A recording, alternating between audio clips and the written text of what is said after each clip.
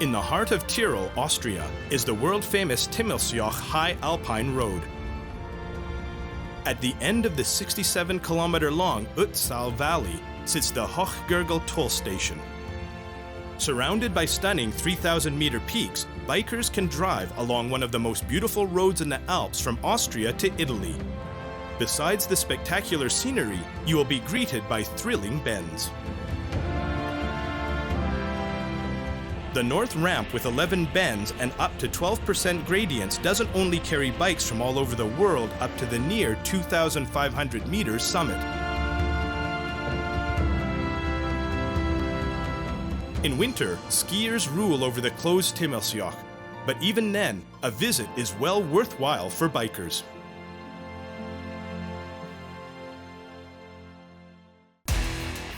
Since 2016, the mountain has boasted a year-round attraction, the top mountain Crosspoint Motorcycle Museum. At 2,200 meters above sea level, it's Europe's highest motorcycle museum, the brainchild of the twin brothers and hoteliers Alban and Attila Scheiber. It started when we were young and there was nothing much to do here in Gurgle. So our father took pity on us and bought us some small mopeds.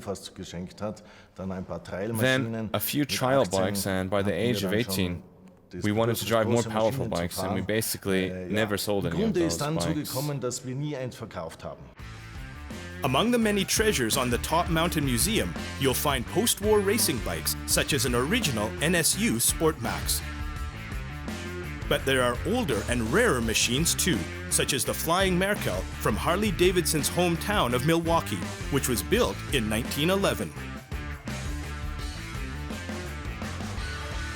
Of course, we want to design the museum in such a way that the collection stays fresh and visitors can come and visit again a year and a half later and still find it interesting.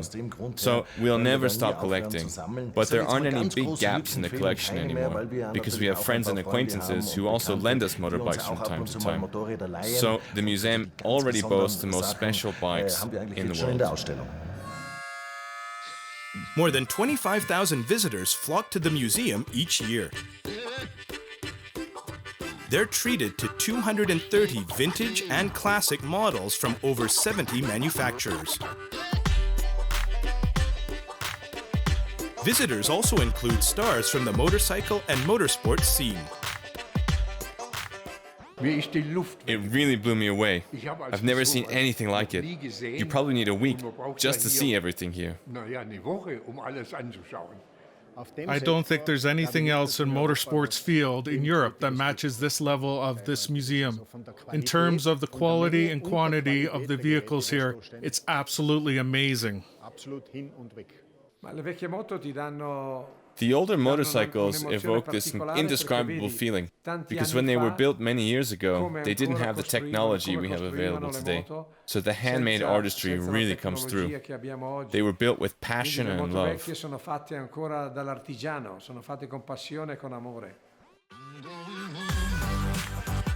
10 classic cars are included in the museum's permanent collection, as well as a program of special exhibitions. But the legendary motorcycles set the tone. The two Scheiber brothers' boundless passion for motorcycles has helped create a world-unique collection.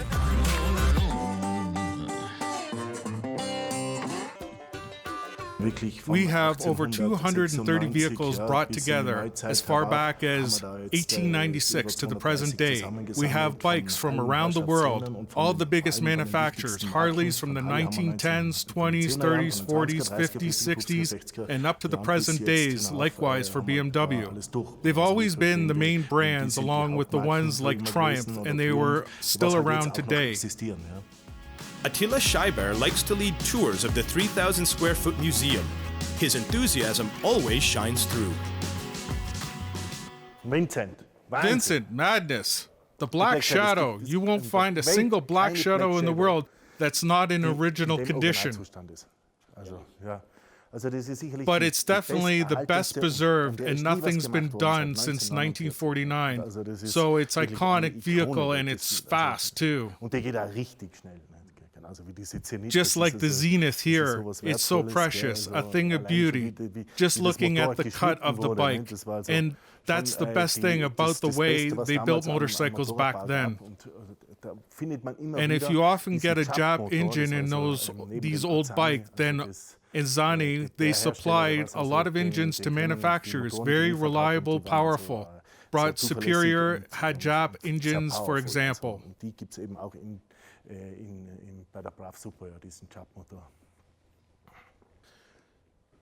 So we have the brought Superiors.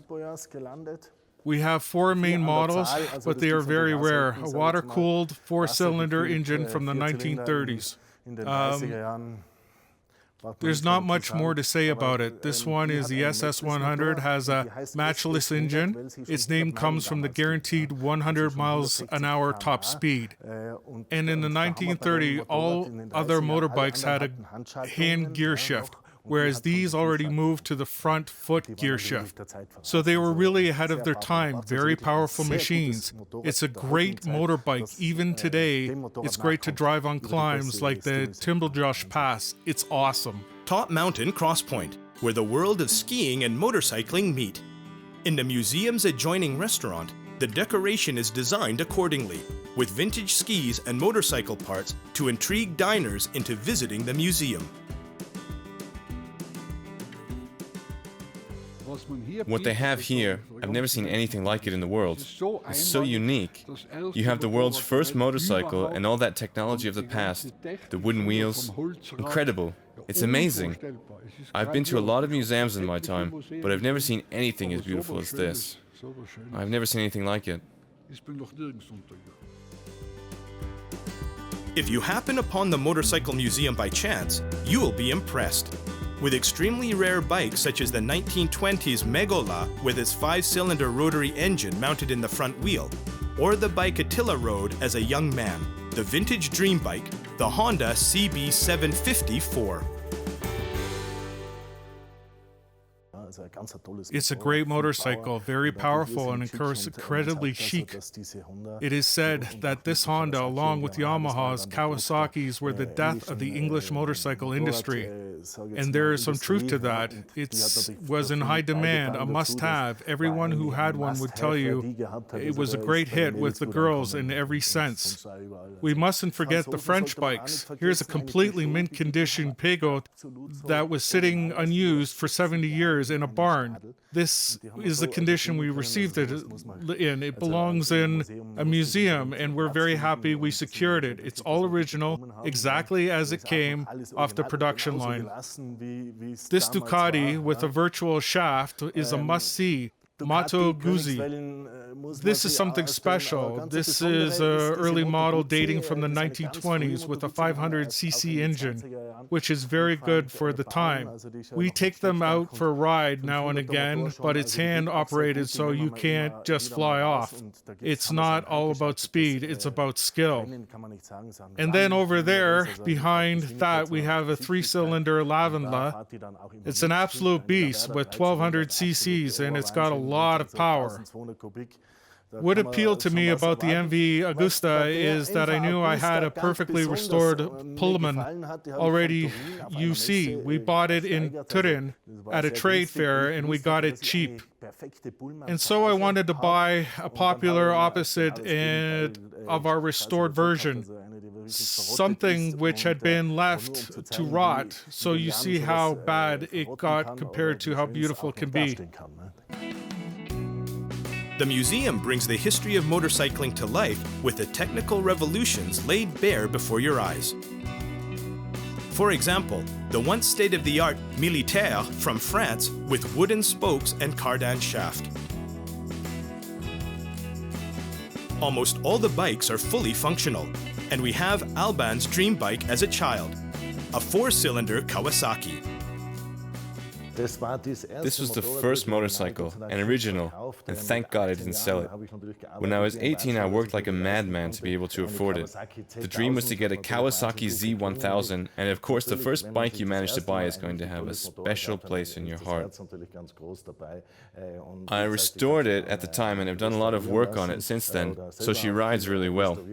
When you have a machine running on all cylinders and all that horsepower under you, then it's a thing of beauty and so fun to ride. And this is really unique. You won't find this in any other museum. Aluminum with an early water-cooled engine from the 1930s, a Mercury. The Mercury prototype from 1934 is a one-of-a-kind that money simply can't buy. Many of the exhibits here are insured for massive sums. That's particularly true for 14 rare motorcycles from the American manufacturer Indian. Alban is an expert. He enjoys reminiscing about the first American bikes he bought and knows the legendary Indian all too well.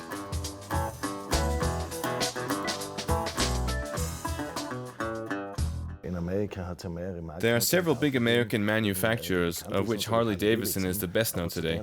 But at the time there was heavy competition, and the Indians may even have been a little bit better built. That's why they're so valuable and sought after, I think. We currently have 14 vintage Indians in our collection that are on display in the restaurant, by the road and in front of the building, because they're so impressive to look at. Here we have a beautiful four-cylinder Indian. If you turn up with one of these at a Harley or General Motorcycle meetup, then people will go crazy for it. It's a really iconic motorcycle. Moving on, this model is really well known, an Indian Chief. Indians are known for their trademark decorative fenders that make them immediately recognizable to a connoisseur. The Chiefs are the best known and most widely manufactured models, and they're also really great to drive here in the mountains. This one is 1200cc, and the next one's my favorite. It's a 1300cc version. It's really hard to ride. It's got left-hand throttle and the gear change on the right, but if you've ridden that way for 500 or 1,000 kilometers, then it's really fun.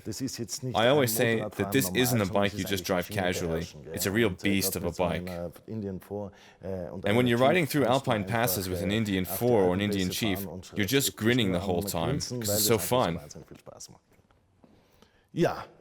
Anyway, so here we have one of the last Indians to be manufactured, in 1953 or 1954 before the company went bankrupt, and it's one of my favorite motorbikes.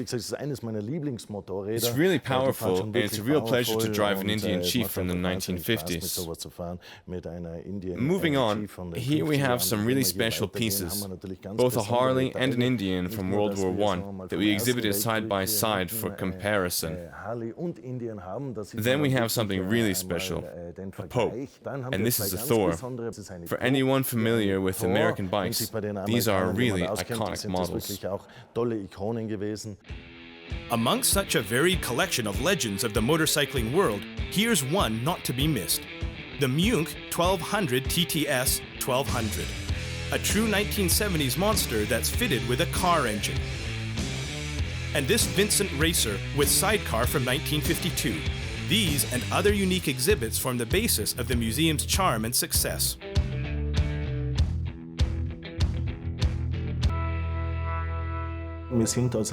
We are pleasantly surprised to receive so many visitors with a universally positive response. We haven't had a single person who hasn't thought it was really great. A great many have confirmed that not only is it the highest museum in Europe, but it's also the best motorcycle museum in Europe. The Top Mountain Motorcycle Museum expects many more visitors in the years ahead, as it's well worth a visit. Good job, guys.